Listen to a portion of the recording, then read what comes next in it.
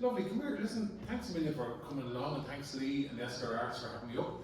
I'm from County Wexford, the east coast of Wexford. I'm living up near north-west Wexford.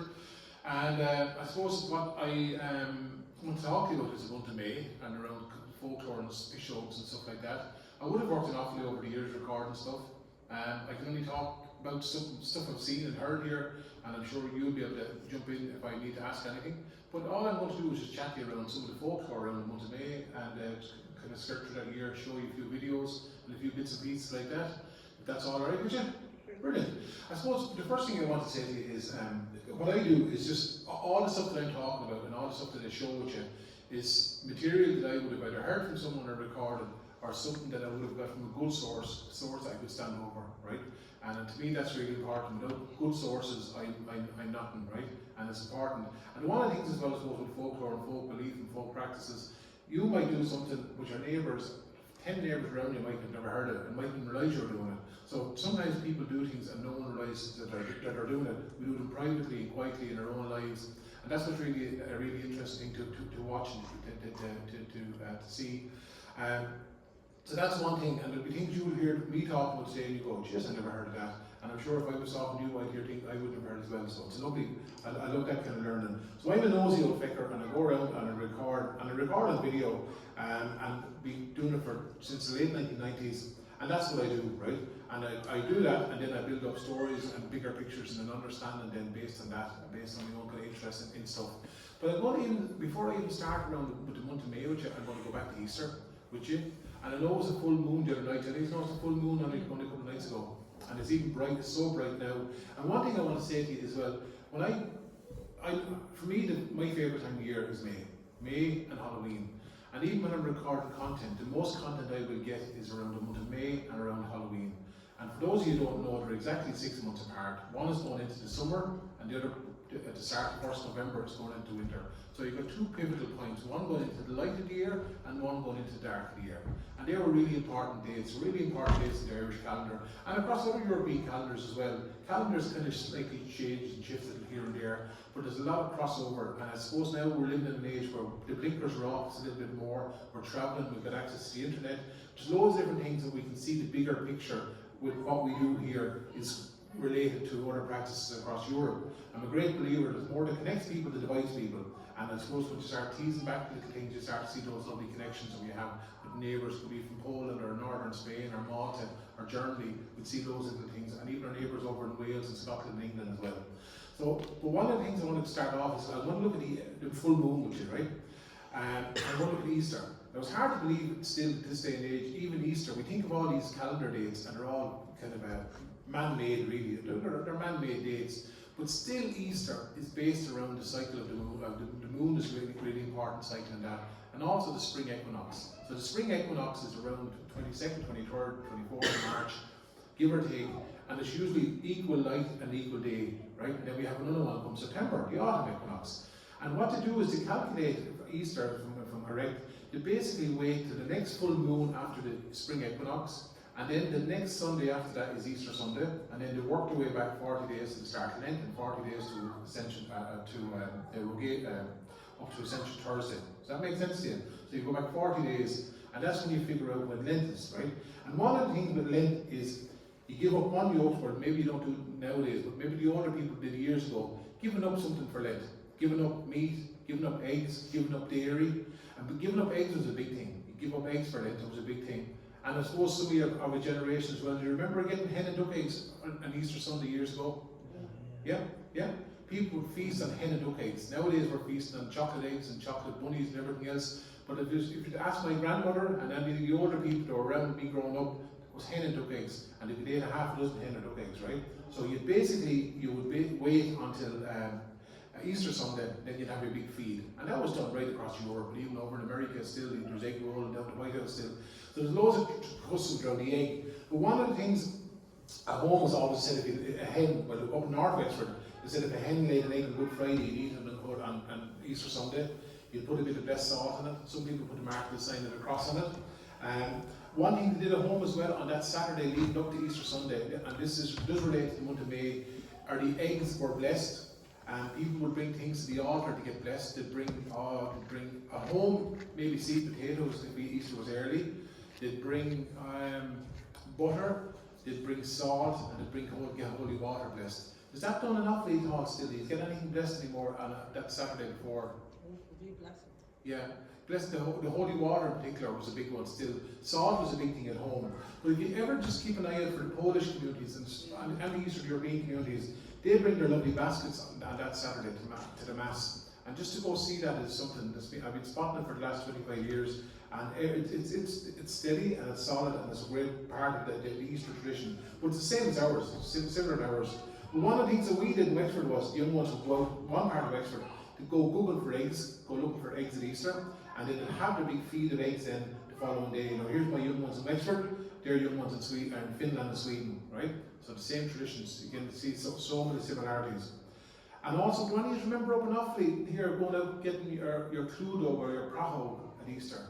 And you remember going out to neighbours' places and begging for eggs, like at Halloween? And you remember doing that? I guarantee if you ask the older people, they did it, right? I was only talking to people in Tipperary today, and they did it. So you go knocking on doors. At home in Wexford, they knock on doors. The little ones dressed up. In one part of Wexford, they did it. But mostly around the country, from Cavan to Donegal to Mayo, Offaly, Tipperary, little ones would go around looking for eggs, and they'd go outside and they'd cook them up. And they went by different names. It's still going on in Cavan. The Cluedo or Prapo, Play-Doh, different names for it. And they'd boil up the eggs and have a big feed of eggs. But the reason I'm talking about eggs is because eggs were important to the May tradition in Wexford, and also important to the May bush tradition in Offaly as well. And even before I go any further, do any of you ever remember seeing her putting up a May bush in Laois or Offaly or the Midlands here? Yeah. Do any of you put eggshells on your May bush? Yes. Now, and when you put your eggshells on your May bush, we're always told to keep your eggshells up from Easter Sunday. That was the tradition here, and it was done in Offaly too, because I worked in Crinkle in 2010, and they did it, right? And I'll show you how to do it, I'll talk to you how to do it in a second. At home in Wexford, the tradition kept going. This is a neighbour of mine, and you'd always keep your eggshells up from Easter Sunday until May Eve, until May Day, right? And here's a woman from, this is a neighbour of mine. There's a couple from Laois, photographs by John Coffey, and again, the white thorn is decorated with the May bush, like an outdoor Christmas tree. And I'll talk about the May bush in more detail. But eggs were important, decorating the eggs. In the past, eggs were strung together. Nowadays, I notice children are beginning to kind of individualise them. So it's almost basically like an outdoor Christmas tree, right? But if you go talking to people and looking through the archives, guarantee you eggshells were always kept up from Easter Sunday, because there were no eggs eaten pre-Lent, during Lent, before that, right? Now here's one thing. Now I know people, again I've recorded this in Tipperary, Laois, Offaly, Wexford, Kerry, all over the country. One of the things around the month of May was the superstitions. May was full of superstitions, right? Probably the most superstitious month, right? And so much of that revolved around the protection of the crops, the protection of the milk yield, loads of things, because we were a farming community, especially the rural ones, and everything we realised we needed would depend on that. And likewise at Halloween was a harvest festival, so you needed to have your stuff in order to basically to go into the darks and the depths of winter. So you had to have your stuff organised, right? You had to have your spuds and your pits and everything stored up and be ready for the winter. So there were two important dates. But one of the things is an awful lot around protection of your crops, right? And also an awful lot around bad luck. Now, have any of you ever came across this here in Offaly of putting eggs in the drills? Neighbours falling down with neighbours. Now, I guarantee if you go home, you won't be advertised too much. Have any of you heard of it? No? Go home and ask someone, right? What neighbours would do, really strong. I was only talking to someone in Tipperary about it there last week. I was up in Tipperary doing the same talk. Neighbours would go out and bury eggs in the drilled spuds. They'd bury eggs in the boundary ditches. They'd put them in the hay barns. So if they want to bring bad, for whatever reason, the egg was always seen as thing to bring bad luck. And if you found an egg in your drills, so your spuds won't grow out with bad luck. These are pisheogs, but that's what people believed in. And people hated finding eggs, right? And sometimes an old hen might lay out. You know the way hens lay out, they lay out. But these were finding little individual eggs, right? So the egg was always important. Another one, welfare. Have you ever told everyone whitewashing May? And just that's whitewashing May, you'll wash all your look away. That was the one in Wexford. Again, I guarantee I wrote records roughly and I came across it. Whitewashing May. And I suppose May was a showery month, not this month. You know, right? Did you ever hear things like, was it March? March winds and April flowers bring forth May flowers, yeah? And do you ever hear little sayings like a wet and windy May? Corn and hay. That's the shot, yeah? A wet and windy May fills the barns you have with corn and hay. Our version was a wet and windy May fills the haggers with corn and hay. Again, there's no right or wrong, it just depends. So there's loads around May. There's also a load around death around May. March will search, April will try, and May will tell you whether you live or die. Do you ever hear that one? Yeah. May was this thing. My mother had it at home that the cuckoo, if you didn't hear the cuckoo, now this woman hadn't heard the cuckoo for 30 or 40 years, so it didn't really have any impact on her. But she said that if you didn't hear the cuckoo in the month of May, you weren't going to live to hear next year. You had to hear it. It was good luck to hear the cuckoo in the month of May. Danny's ever heard that? Yeah. Who? I heard the cuckoo as well. Out from I heard that. Good. Him singing, yeah. It's always Yeah. the man singing, yeah. Man singing. Yeah. So come here. Here's another one done for you. Tipperary, Cork, over in the island of Newfoundland off Canada. Never buy a paintbrush in May, right? Or never buy a yard brush or a sweeping brush or any kind of brush in May. So it was bad luck. You'll wash your family away. Now, did any of you get married in May? Because did you ever hear the little saying? Marry in May and you'll rue the day. I got married in May. Did you rue the day? He's still there. Good. Like the cuckoo. Right, so, yeah, but that's another saying. Again, these are pisheogs. But one of the things was marry in May, you'll rue the day. June was always said. And I remember I found a reference, I can't off the top of my head here now, why June was a great day and month to get married. There were certain times you would get married, but even like looking back, you never got married during Lent years ago. And you remember? No one had married in Lent.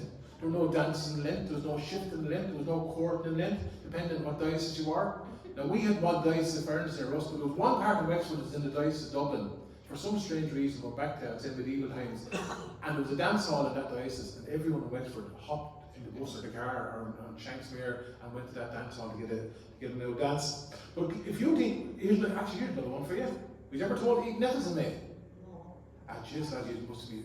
You're hiding under rocks, not Vegas. But come here, go home and ask someone.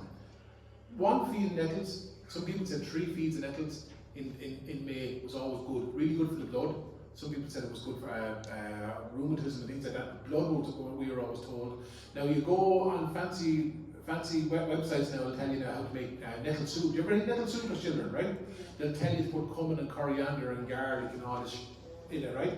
And tell you my grandmother was 103 when she died, and she always made nettle soup in the month of May, and it was shoulder bacon, the cheapest bit of bacon you can get, cabbage and nettles thrown in. Some people didn't even put cabbage in, put nettles in, and the nettles were just thrown in to mix in with it. That's what they were, and they were eaten, right? There was nothing fancier than a bit of white pepper, maybe a bit of salt on the spud to go with it. That was it. There was nothing fancier than that, right? So that was it. But nettles in May. Other things as well to say. By the way, this nettle tradition is not just an Irish one. I record lads over in England. Same thing they have as well. Same crack again. Nettles in May. One man over in England told me last year I recorded. Another man lives in Wexford. And he says they were always told to boil the nettles, and he said he was losing his hair, and he was told to rub the nettle juice on his head to help with the baldness. And the man was as bald as a football, so it obviously didn't work. So nettles in May were always good. But before you think I'm completely mad making this up, I'm going to play a couple of videos of other people telling me this stuff. And I was telling someone earlier on, I've noticed even since I started recording back late 1999, early 90s, to now, if I go back to the same areas, I'm seeing a drop in the material. I'm seeing the older people that were there 20 years ago are not there anymore. And with them, their lives and their memories and their practices are gone, right? And I remember Granny at home. I used to go to, Granny was 103 when she died. She'd tell you effectively nothing, right? And she would say to you, I come home and say, God, someone told me to wake you up with spreading tran water on the fields on May Eve. I could tell you that, she says. I said, why didn't you tell me? She said, why would you want to know that?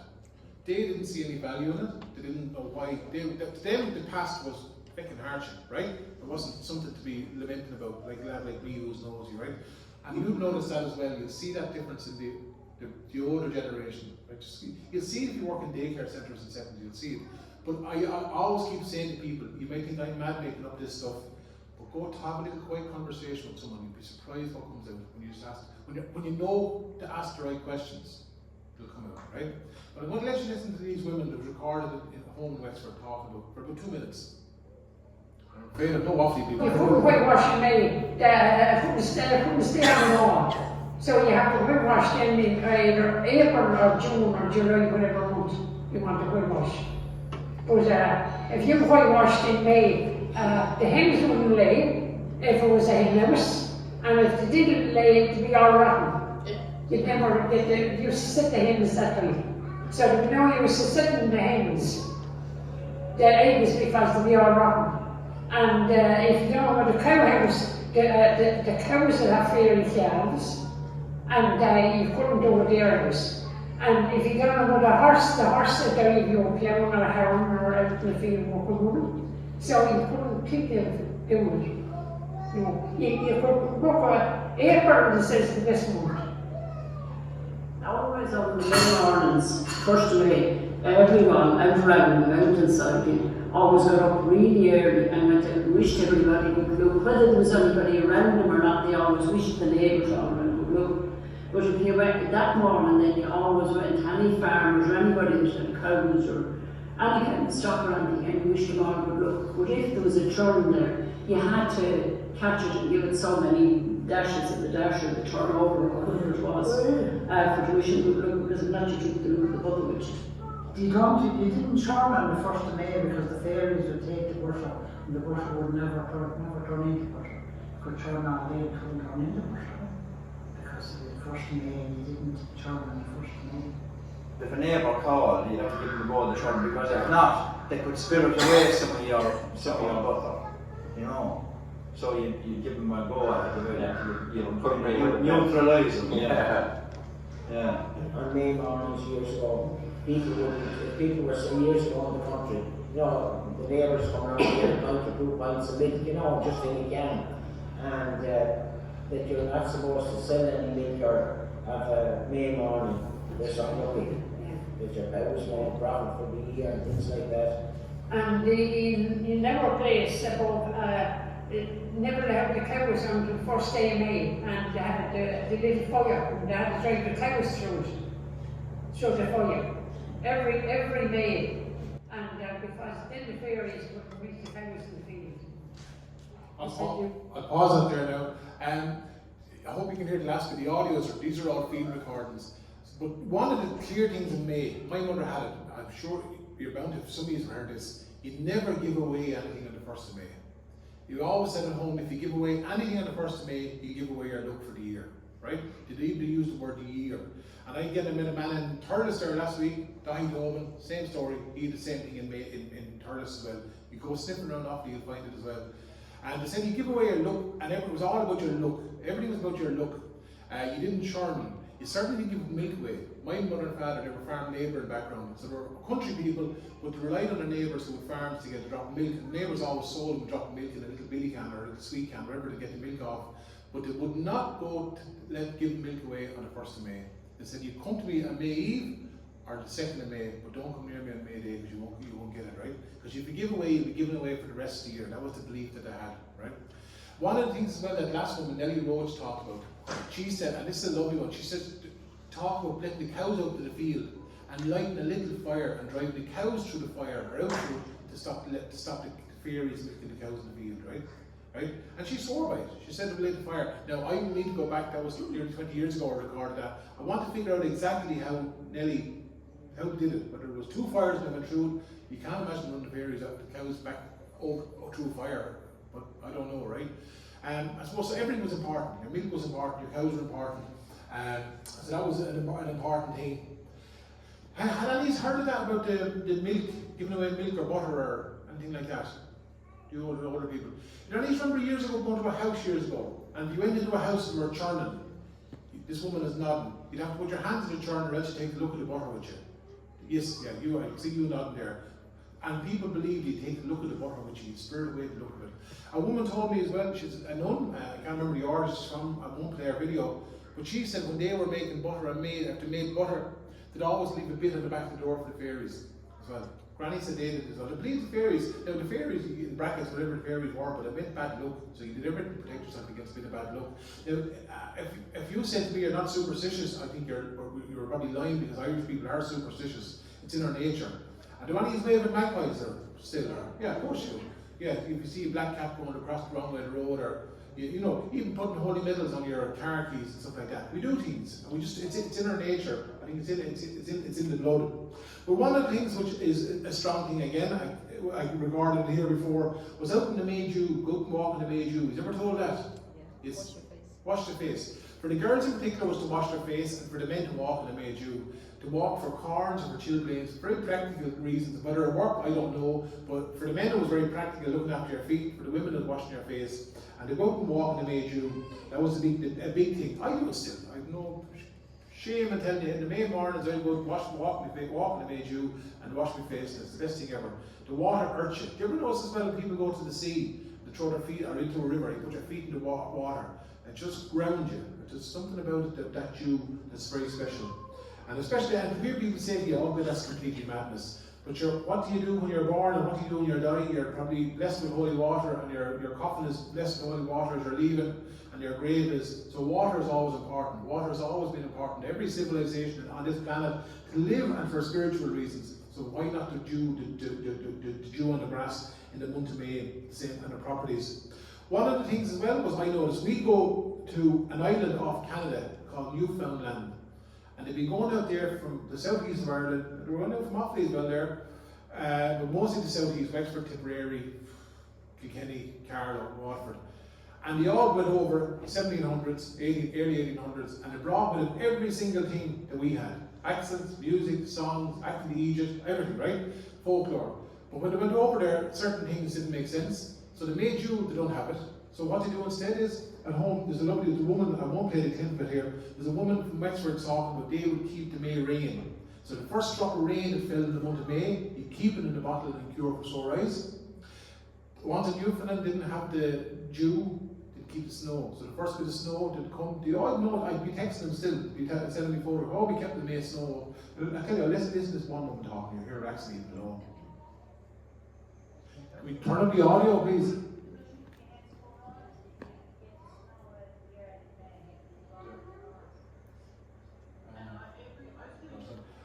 The lads up in the desk, can you turn up the audio for me, please?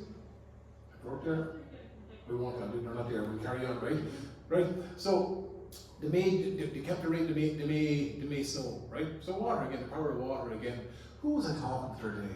Just telling me that. Jesus, I was talking to someone the other day, only tell me one about what made you. Oh, it's gone. Here was a little verse, the audio won't work on it, but I'll tell you what it was. This is my grandmother, it was recorded 2005 or 20 years ago. But she had a little verse, right? And it went like this: wash him in water that never rained nor sprung, and dry him in a towel that was never wove nor spun. Can you tell me that? One of riddles years ago. So wash him in water that never rained nor sprung, that's the dew on the grass, and dry him in a towel that was never wove nor spun, and that's the sun. So you walk in the May Dew and you use the sun then to dry your feet. A lovely little verse she had, right? And then she'd be cranky then you go wipe your arse and nettle after that, then as soon as that was done, right? You don't know what she'd say.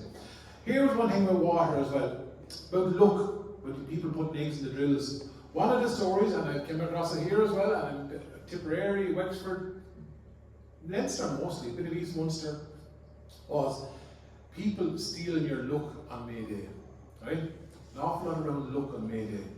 And one of the classic stories, I had a slight half version of it for years, and I put two and two together over the years, collecting bits. There's a thing about witch, right? Now, whether you believe witches, now that's up to yourself, but I'll tell you what I heard, right? There's a classic story in May morning. You go to your spring well, and there'll be a woman at your well using her hands or using a saucer. And depending on where you are, she's a little verse. Half for you, half for me, half for you, half for me. And she said that this woman, old woman, would be taking your profit for the year. She'd be skimming your well, she said. In Tipperary, they call it skimming the well. West Wicklow the same, right? And it was this woman figure that crops up, and she'll crop up in different things. She'll crop up in a battle, usually with the local priest. I remember recording, I have an account here in the Maybush book in Wexford, I have accounts of it here, good detailed accounts that I'm talking about here. But he'd be on one side of the River Slaney, near Bunclody, and she'd be on the other side. And the two would be cursing or battling over to each other about what they were after. And the priest would eventually win the story, but the priest eventually, when he go home and he opened up his churn, or the housekeeper would open up the churn and it'd be full of butter, he won the battle, right? Now, a couple of things, male and female, could be an old religion and a new religion, Christianity, pre-Christian, could be that. It's also tied in with a lot of the mainland Europeans have a kind of a winter witch figure, right? They have this winter witch figure which kind of makes an appearance different times, usually around the spring equinox. If you're ever talking to any Polish people or Ukrainian people, ask them about the winter witch. What to do is have this figure, a woman, made of straw, and they dress her up, children, and they bring her to a bridge, set her alight, and feck her over the bridge. And that's good luck to winter. Manzan and Marzan are different names. Slovakians have it the same as well, right? The Basques have a version of it, right? So I think there could be a thing between winter and summer, that little battle between this old woman taking her prophet, right? And here's a man from Carlow called Jim Dean, and he had a slightly different version of it. Let you listen to Jim. I hope this sound is going to work for you now. You were saying the first of May is a powerful month anyway. That's right, yeah. You were saying about the no one will give you anything on the first of May. That's right, yeah. Some of the older people were terribly suspicious about the 1st of May. And in this area, way back, I often heard my late father saying about older people, on the 1st of May, if you went to a stream, and if you had a knife or a scissors, and you had to do this before you spoke to anybody. And what used to be said was, all come hither to me this fine May morning, and you cut the running water with a knife or a scissors. Now, there was a lot of bad luck attached to it as well, because people could wish bad luck on neighbours that time as well, but you could also wish for good luck yourself, so it was a 50-50. People were nervous, but you could wish bad luck on your neighbours, which was a terrible thing to do, and the cow might milk for a long time, or the cow might die, or a pig might die, or bad luck would come in the house. But also I heard in reverse, that if you wished for luck yourself, you would have luck. But it was a tricky place to go, seemingly. It was a very dark thing to do. But the word was, all come hither to me this fine May morning, and that had to be done before you spoke to anyone in the house, before you left for the well or the river. Heavy stuff, isn't it? Yeah. Now I don't know, again, whether you believe this is up to yourself, but just the story Jim had, and that's a similar story. It's that the idea of cutting the water or skimming the well. There's loads of them cutting water as well, right?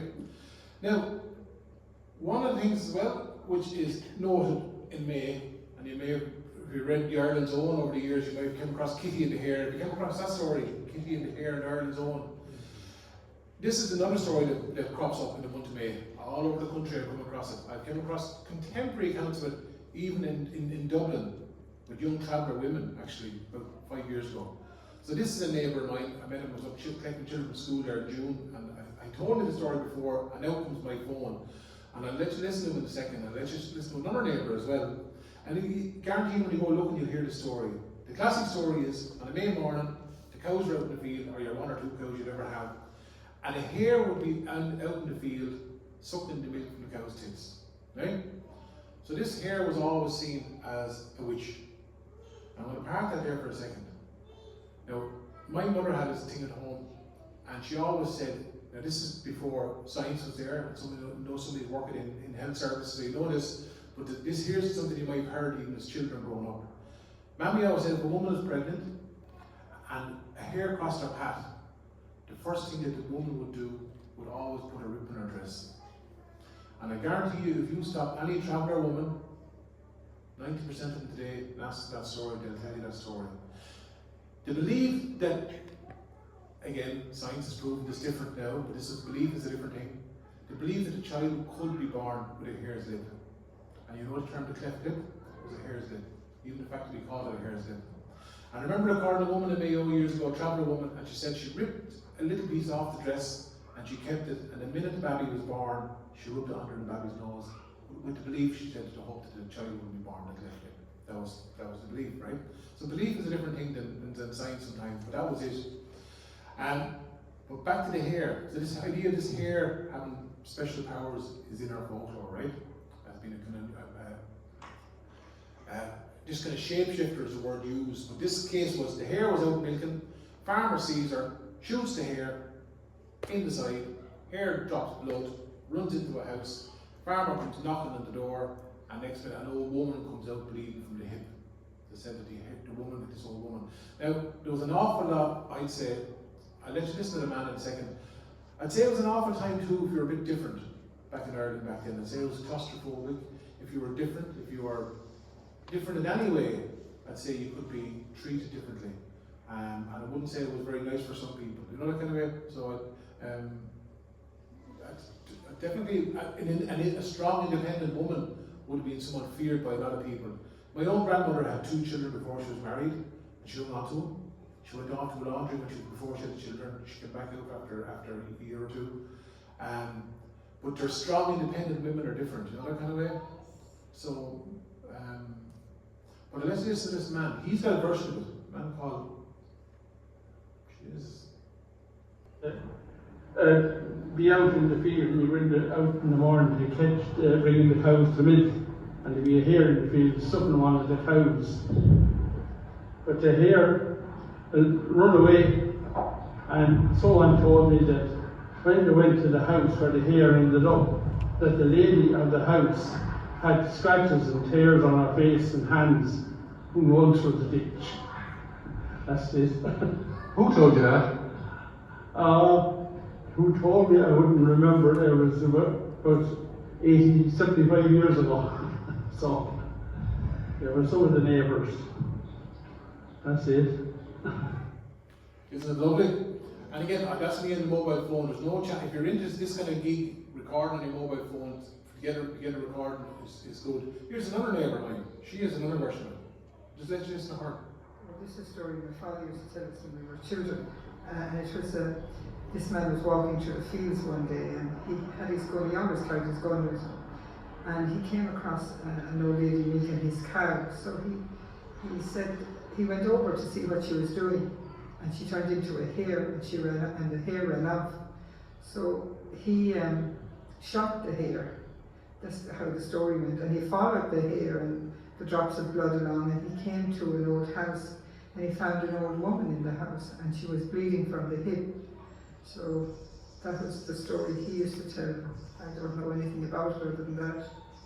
So, I'm not making it up, right? If you go ask the right people, you'll hear the right stories. The great thing about that woman, she's on one side of the mountain over. The mountain, she said that the witch came from Carlow, or they go to Carlow, and the witch came from Esker. Usual crack, right?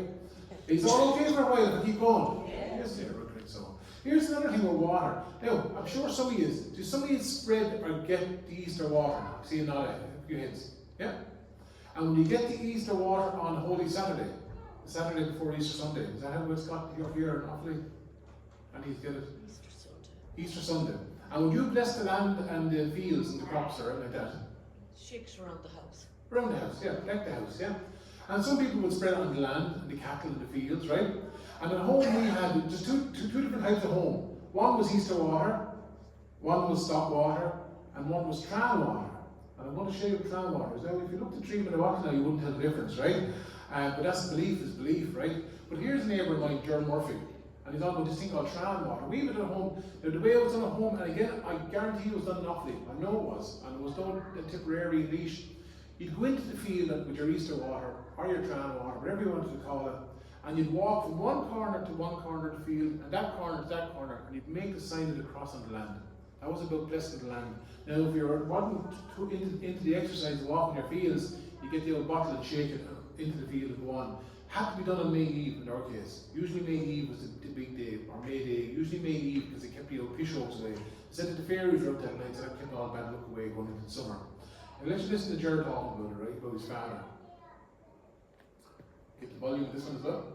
Trail water was, there was friars from New Ross used to come to the local parish every year, at the springtime of the year, and they'd travel around to the houses and they'd bless people that have water, and they'd bless it and make it, bless water for the land water, I suppose it was called, and they'd have another bottle of water then, and they'd have a place for stock water, and the farmers would use it then. There was one instance now my father used it on a field of barley that was after being attacked by worms or trams or whatever they were called at the time, but tram water it used to be called anyway locally, and he just went in and walked casually across the field cornerways and went to the other corner and come back to the gate, and he spread it with a feather out of a bottle, like, and then just made the sign of the cross when he was coming out the gate and closed the gate.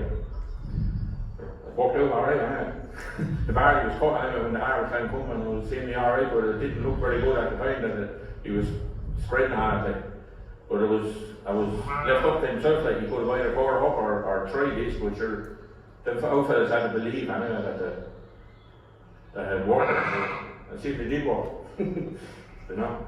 The Moulas had the belief, that's what it was, the belief. The people believed if it worked to kill these strands, little insect, that's what they believed it killed. Now, other farmers will tell you when the heavy roller and the sprayer came, that got rid of the strands, so, you know, even some changes in farming practices. Here's another one for you. Have any of you heard of the derogation days? Again, I recorded this in Offaly back in somewhere, I just can't remember where it was Ballygar or Burr 20 years ago. Derogation days are the days before Ascension Thursday. That was another day people blessed the land with the Easter water. And there were the 3 days leading up to Ascension Thursday, right? I'll let you listen to this woman here. This woman's called Margaret Minchin. She'll tell you about what it is. This is the same as on May Eve, but you do it whenever Ascension Thursday would fall. And that's back to the fall of Easter. And you'll see this practice done right across England, Wales, Cornwall, and over on the continent. And you'll see paintings from France from the 1800s of processions of priests and bishops going out into the fields and blessing the land, big kind of like big processions, big pattern days almost. But people do it privately now, obviously, here in Ireland. This woman still does it.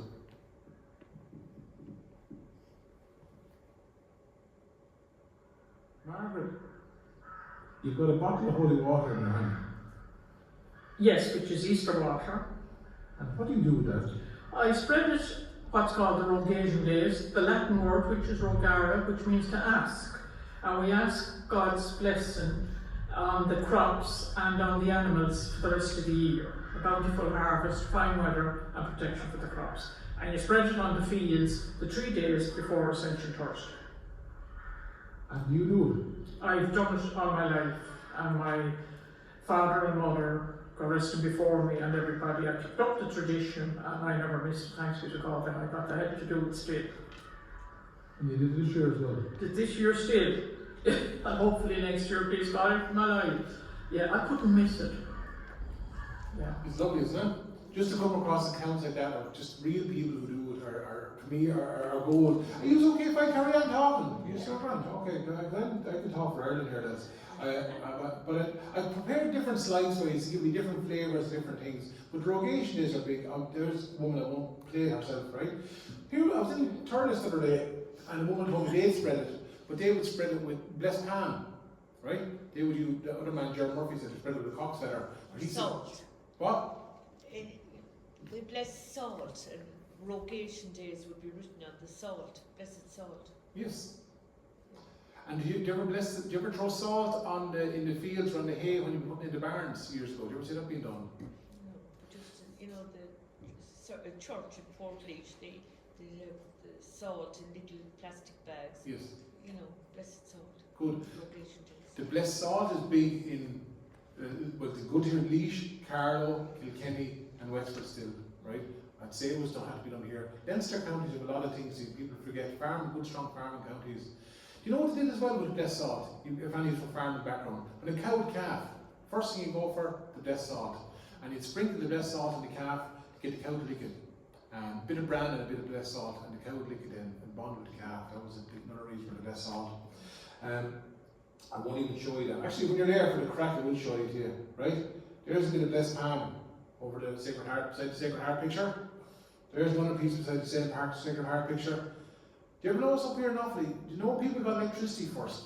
The way we do things, here's the guys, what's the reason I'm showing you these photographs? We do queer things for protection that don't make any sense. When people got electricity first, the old people at home, we were all told were afraid that they're living with jizz of electricity, right? Didn't know what the show was, right? And one of the things when you go to old houses, you'll see is a piece of blessed pan by a fuse box. Now I'm no electrician, but any electrician I know would not tell you to put a piece of flammable material beside the fuse box, right? But they put it there because it was going to protect against electricity.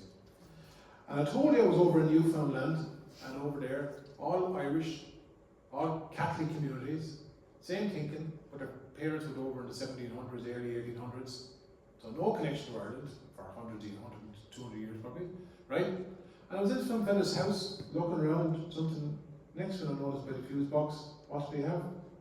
Their blessed palm. See the blessed palm they use? I said, what's that for? Oh, protect against electricity, Mick, right? Same thinking, same kind of stuff again, all about protection, same way.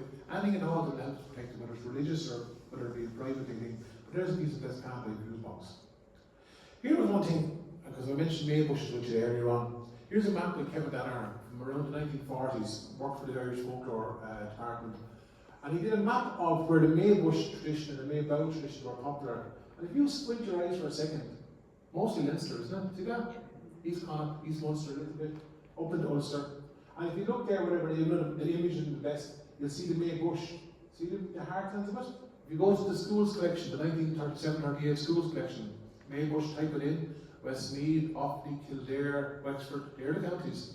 And sometimes we have a thing due to tourism, and maybe due to loads of tourism and loads of different reasons, people believe traditions live long. You find, you won't find them traditions here, you go to the west of Ireland to get them. Right? Do you ever find that kind of conversation? I find that in Wexford. You could be asking someone, no, go down to South Wexford, they've got more than we have up here in North Wexford. You go down there, they tell you to go somewhere else. You know, that kind of way, we don't believe ourselves. But the stuff is really strong here. And I'm delighted to see it was done here. But I'm going to flick here. Here was one thing that was done. I want to go back here to the map to show you. There's little dots there for little May flowers. And for those of you who don't know, you might have never seen it.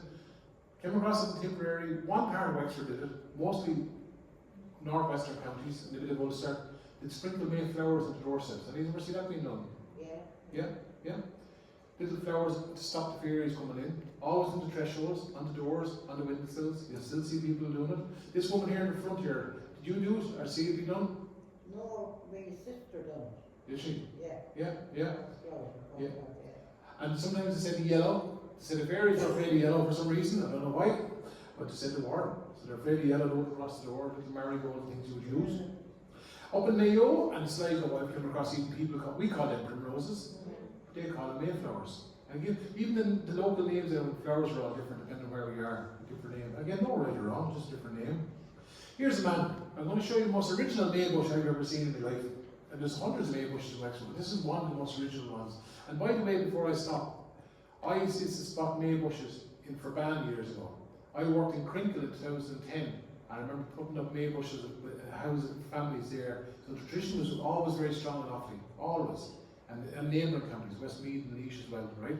And I still see the odd one or two coming in Offaly, right? And I'll tell you why I'm talking to Extra one in a while, because we need a bit of a flame underneath to get it going. This is a man called Luke Dorr, keeps his cattle.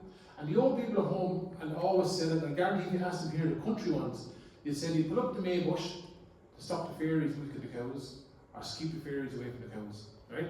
Now some people put up the May bush and there's no reason. It's like putting up a Christmas tree. You don't know why you put it up. You just put it up because my mother did it, my grandmother did it, so I'm doing it, right? Or for decoration or for the crack. But this man does it, and he puts a little bit of a white thorn, little bit of streamers on it, a little flower on it, and lays it at the gate when the cows are going to be milked in May Eve. Stop the cows being milked, the fairies milking the cows. Now we wouldn't tell you that completely at camera. We tell you off camera, it's just what we're always told. You know, because people were worried about see backwards. You know that, right? Here's a woman, she was on RT, right? Actually, I did go for RT 2 years ago, and I was only showed her on Bank Holiday weekend. She's on the cover of this book. For those who don't know what a May bush is, this woman's name is Mary Coleman. This was taken in May Eve, 2022, and 2023, 2 years ago. And she passed away in August, right?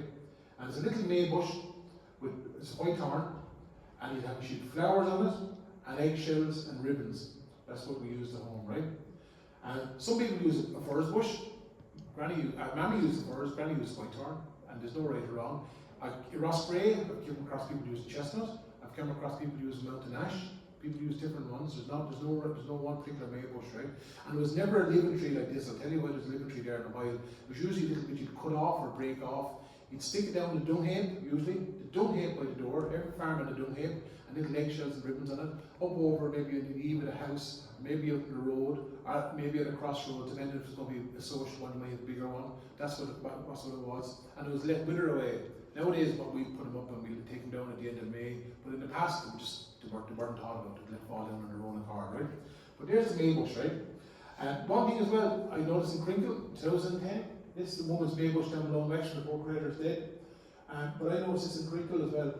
When the chocolate eggs came along, sure, people didn't have hen and duck eggs the same way as they were eating them before. They'd hang on to the wrappers and the bits and pieces left over from the chocolate eggs. So you would find maybushes now to eat the wrappers on from the Easter eggs. See them there in the photographs?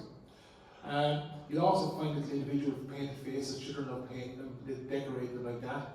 Some people even at home even have it as well. The primroses, you'd have to pick 9 primroses, probably related to Novena, and then 3 leaves in the back, and they had to be hung upside down. So again, that was one woman telling me that. Not most people didn't do that, but some people have. Other people have little rules and rituals about why they do things. Primroses, cowslips. There's hundreds of maybushes all over Wexford now. And the reason they're all over Wexford is because myself and my other half, Aileen Lambert, a couple of years ago, decided that we would go to the council, and sure, it cost feckin' nothing, as 20 cents for a little white slip for Whitehorn. And we did a maybush planting scheme for about 5 years in a row, where people come up to us and got a little Whitehorn off the size of nothing, and then planted it. And they're grown now in villages and schools and groups all over Wexford, right? It was all voluntary work, like. But we did it, and it's there now. And now we can see it happening. We can look at it happening now. And people are coming up to me talking to maybush, and I know that they wouldn't have been talking about it 4 years ago themselves, or 5 years ago, or 10 years ago, right? So it was a bit of a slow burner, but it's a lovely thing to do. And some of you have a maybush here, don't you, in your centre, don't you? Yeah, in Beckton here. Now one thing, whenever, Jason, I heard you saying this, I nearly got a heart attack, but I didn't want to tell him frighten you too much at the start. Here, a maybush was never inside, always outside. And if you bring a piece of whitethorn into the house, it was the most unlucky thing in the world. You ever heard that? Ask the old people that. If you brought a whitethorn into the house, the blossom of a whitethorn, you'd be feckin' ram. It's the most unlucky thing. The English have it, the Scots have it, we obviously, I'd say we got it from them. Solid whitethorn is an unlucky tree to bring into the house. So don't put your maybush inside anymore. Throw it outside, right? Out in the yard, right? It's supposed to, it's like to stop the bad luck going into the house. That's what they said it was. Ward off, that's what you believe, right? Now I know that's harder for some people, right? But certainly the whitethorn outside, right? Don't bring it out inside at all. You get a heart attack, right? So there's the maybushes growing all over Wexford. Tell you one thing was done at home. We used to have big, and I guarantee you can look in here, we used to have big dances at the crossroads, right? And Granny said he used to always go to dances on the maybush and dances. Now we used to do it back in the village where I'm living now, right? We usually have no bit of no gathering, right? And I'll show you what we do. Hang on there, I'll go back to that, right? The dance. And it's a great thing, social thing to do. It faded away. Loads of our traditions took a nosedive in the late 60s, early 70s. Well, now people are beginning to realise the value of them again, I suppose. 2 things got rid of the maybushes and the dances in Wexford was tarred roads. There was always bonfires for our maybush dances. So when the tarred road came, you couldn't have bonfires anymore. That ruled that one out. And the other thing they said as well, sometimes the church didn't look favourably at these social dances because you couldn't control them. So young lads knew ones, we get up to what young lads knew ones do, and you couldn't do it. There was one priest at home, and I won't mention his name, but he got the nickname Father Skeok. He cut down the local maybush, apparently. So there was no shifting or courting or drinking or whatever you want to do it. But Father Skeok anyway got the name survived. So it's come here to me. It goes on now. One thing we did, if you ever want to do something awfully to get it going again, because the foundation is strong and awfully, give us a shout. We did maybush planting schemes, all voluntary. We did schools competitions, all get children involved. Now the schools are doing it, and it's a nice way to do it. Here's the thing, we'll have no problem putting up a Christmas tree at Christmas in our kitchens, in our sitting rooms. Yet the maybush was something that we did and our parents would have done, our grandparents did, and probably our great-great-grandparents before them as well, right? So why not do that, right? So it's an important thing to do to keep those little things, they're part of who we are, and the schools are important in that. Just to point out as well, again, I won't keep it too much longer, is our maybush tradition. She wants the blinkers for office lads. There's mummers at home in Wexford, identical, Northern Spain, maybush tradition. The Germans have it, the French have it, all right across. The English even have it, versions of it, right? Right across, once we go looking, there's one down in Northern Spain. There's a German maypole. We had maypoles here as well in Ireland But I kind of found them in garrison towns, or towns that had a kind of strong English presence, right? It was a kind of a more kind of that kind of vibe. I've seen photographs in the National Library of these from the Poole collection from Waterford, of maypoles. I've seen photographs from Westmeath actually of maypoles, right? And I was talking to a woman the other day, and Thurles states that they had a maypole in their Catholic school, the little maypole as children back in the 1960s, right? So there's little ones dressing up. And some of you probably remember Corpus Christi days. Yeah. Dressing up and you're getting the second go in your communion dress. Same crack again. So this idea of dressing up in your little flowery dresses and all that, it's all part of that tradition. If you look back, if you get time when you go home, look at the likes of British pate on YouTube, and look at the May Queen ceremonies from England from around 1920, 30, and then look at the ones from Ireland. The ones from Ireland are very, very religious. They're usually a bishop or a priest and altar boys. It's usually very male dominated, and then you have the little girls then walking behind straight lines. Doesn't look like red crack now, to be fair. And some of the English ones did look like a little bit more crack, to be honest with you. But just to watch them, so they were there. Here's one thing to point out: our folk traditions just took a nosedive in the 60s, 70s. People saw them as being backward. We moved on, loads of different things: education, joining the EU, loads of different things. So it's an interesting one. Our folk music went up and our practice went down. But I think people are becoming a little more aware of them now. We do a May Queen and King at home in the village where we're from. Little ones do it. Here's photographs. Again, old photographs are freaking brilliant. Here's one thing as well. I got this photograph of a woman in Gorey, and it's her and her little brother-in-law electing the May Queen in Gorey in 1990. Now this was not taken by a professional photographer or a folklorist. It was taken by probably our elder brother with a camera. We didn't have cameras ourselves to take our own photographs. Nowadays we can have mobile phones, we can take 5,000 photographs in one day if you want to. Back then you didn't, So to find photographs are rare. So if you're looking at doing anything awfully, keep an eye out for what's in biscuit tins around the country, which are there, right? Another photograph of May Queen in North Wexford from the 1950s in her little communion dress in a May bush on the back of a trailer. St. Patrick's Day vibe, a little bit of playing the accordion, so you didn't put the accordion here beside it as well. So they're lovely. Keep an eye out for them because they're great. There was no one collecting this stuff as far as I can see. There was no one on the ground collecting this stuff. So they're different now. Here's one thing where I went to. I went to Newfoundland, I was telling you. There's a May tree in Newfoundland. One called Sadie Nash. There's a May bush or a May tree in Branch in Newfoundland where we go to. And you can see they'll decorate the tree and they'll put a statue of Our Lady up beside it. They're covered in blue ribbons, little streamers. They didn't use eggshells there, now mind you. They used blue ribbons, and blue symbolised the Virgin Mary, because there's Our Lady, the May was associated with the month of Our Lady. And then they decorated and they put they put fairy lights on it. This is a woman called Catherine Conway's down in Pine Lands. I could count them one hand the amount of May bushes in Newfoundland, genuinely. And they went over and just survived these little small tiny communities, right? We used to put little candles on our May bushes at home. Guaranteed we were looking enough, they did the same. Then they'd burn the May bush at the end of the night. Do you ever see the Germans and Dutch the way they put little lit candles on their Christmas tree at Christmas? Do you ever see them?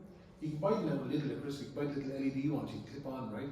But that tradition of having little lit candles on trees is you can trace the links. Here's what you can do over in Newfoundland. They don't have a skiock or a whitethorn like us, but they have a Christmas tree. And when they take down the May bush, when they take off the blue ribbons in May, should they say, cheers, so it might as well lay it up, and they lay the tree up, and they put red ribbons on it, because red is for the Sacred Heart, and June is associated with the Sacred Heart, so they put red ribbons on it instead. So you can see red ribbons on it. This is Catherine Conway's one as well. Another thing they did at home, again, if you go look at Knoffley was burning. This man, Pater Morden, told me up in North Wexford, he said to me, he lovely North Wexford accent, and he said, I won't do it.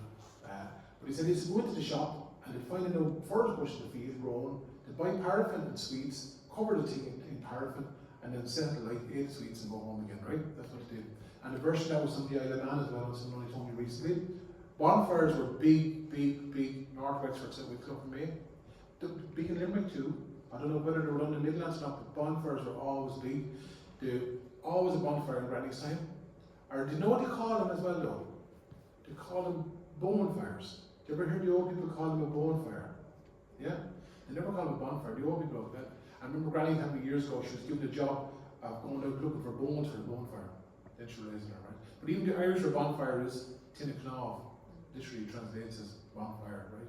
So I don't know how it came about, but definitely bonfires. We'd always do a bonfire at home, always still with neighbours and ourselves sometimes. And one thing as well, which am I okay carrying on with you?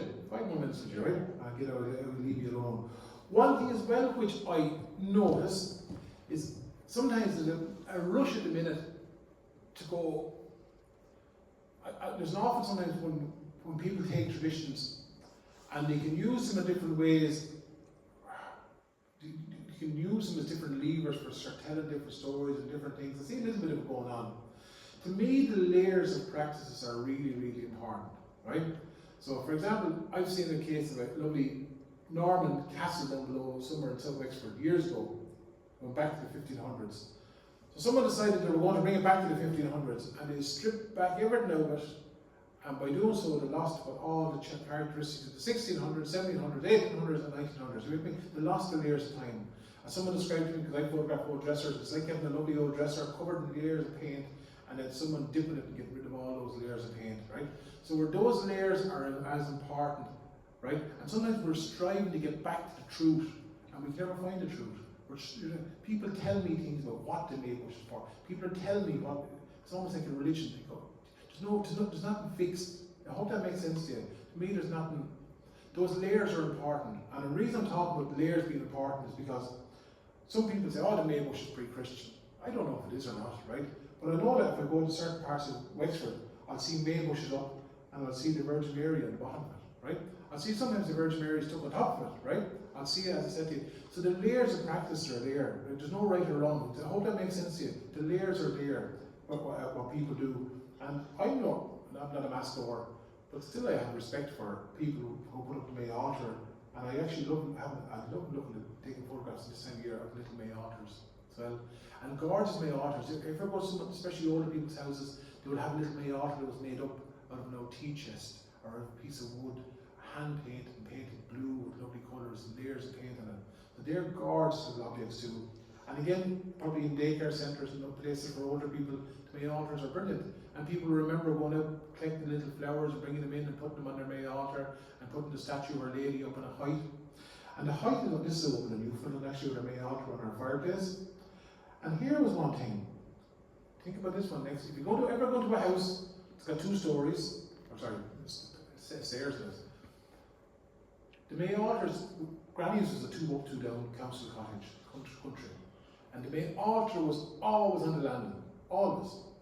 And I went to a load of old houses that had stairs. Where do I find the May altars?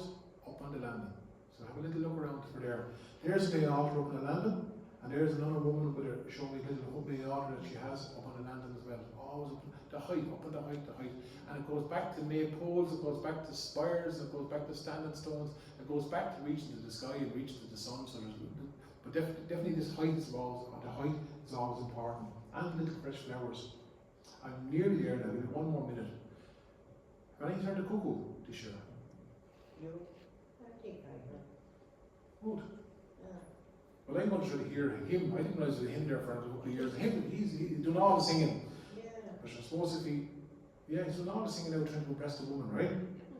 You read the verse, our verse was, the cuckoo comes in April, she sings her song, and this is our version, there's loads of versions of it.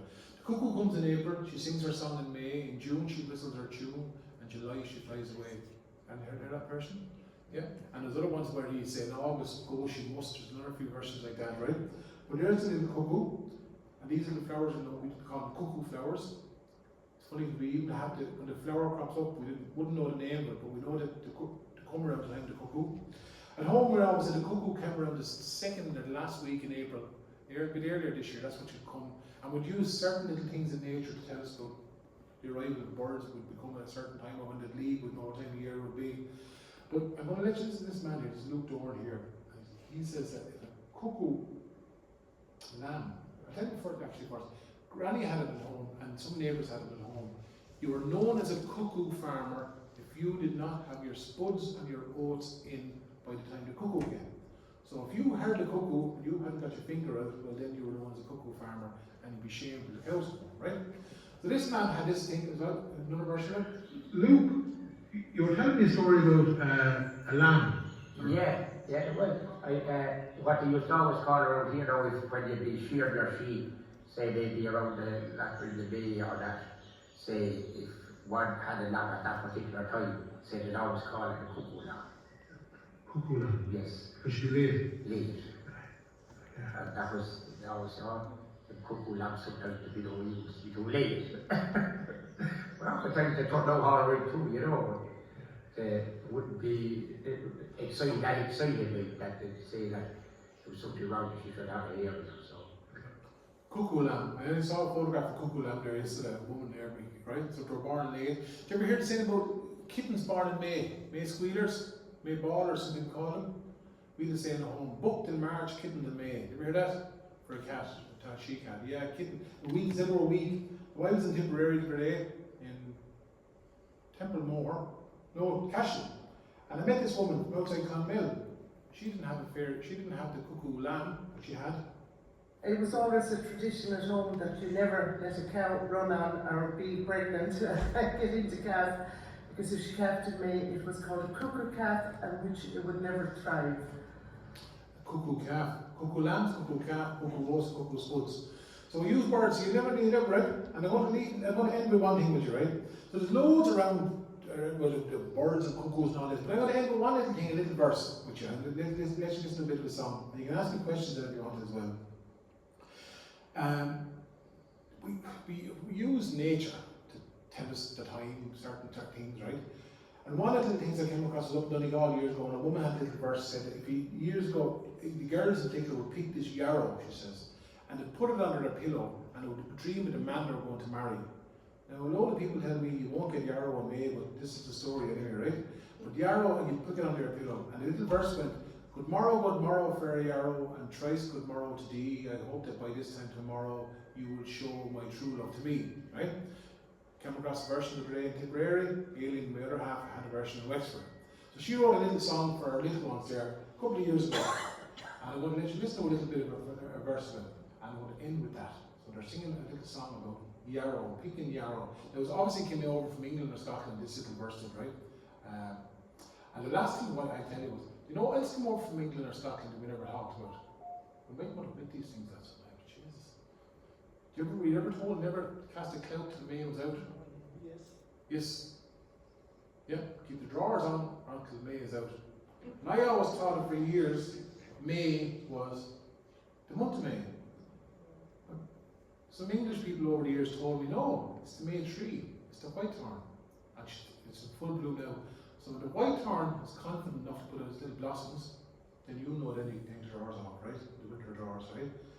You're looking for the reading of the tree, they call it the white thorn, the May tree, and rather than the thing. But here's a little verse called yarrow, right? And I'll end with this, which is.